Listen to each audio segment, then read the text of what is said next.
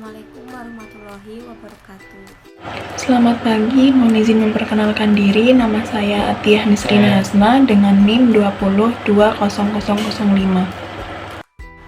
Mohon izin memperkenalkan diri. Nama saya Inta Subiantoro, NIM 2020038.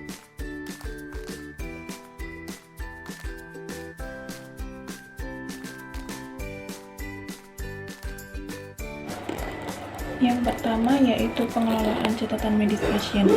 Dulu, catatan medis pasien seringkali dilakukan secara manual dengan mengisi formulir melalui kertas. Namun dengan bantuan sistem informasi medis seperti Electronic Medical Record atau EMR, informasi pasien akan dapat dengan mudah diakses, direkam, dan diubah oleh dokter dan perawat.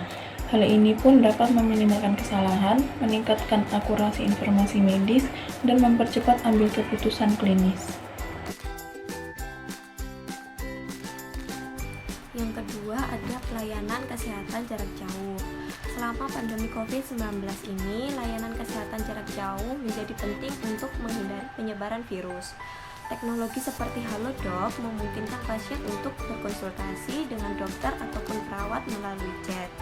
Hal ini memungkinkan pasien untuk mendapatkan perawatan yang dibutuhkan tanpa harus datang ke fasilitas pelayanan kesehatan. Kemudian yang ketiga yaitu pengelolaan persediaan obat. Dalam hal ini, sistem informasi dapat digunakan untuk memonitor persediaan obat di apotek dan rumah sakit. Hal ini memungkinkan pengelolaan obat yang lebih efektif dan efisien, sehingga dapat mengurangi resiko kekurangan ataupun kelebihan obat. Yang keempat, perawatan pasien dengan penyakit kronis. Pasien dengan penyakit kronis seperti diabetes atau hipertensi memerlukan perawatan jangka panjang. Sistem informasi dapat digunakan untuk memantau kondisi pasien, memperingankan perawat atau dokter tentang perubahan dalam kondisi pasien, dan memberikan saran tentang perubahan dalam rencana perawatan pasien. Seharusnya cara ini dapat diwujudkan melalui aplikasi. Yang kelima yaitu manajemen penjadwalan. Sistem informasi dalam hal ini dapat digunakan untuk memantau jadwal perawat dan dokter, mengelola janji temu pasien, dan memastikan bahwa pasien ini mendapatkan perawatan yang tepat pada waktu yang tepat. Hal ini sudah berlaku di Indonesia, salah satunya dengan antrian online rumah sakit dan puskesmas. Yang keenam, pelatihan dan pendidikan. Sistem informasi dapat digunakan untuk menyediakan pelatihan dan pendidikan bagi perawat, dokter, dan tenaga medis lainnya.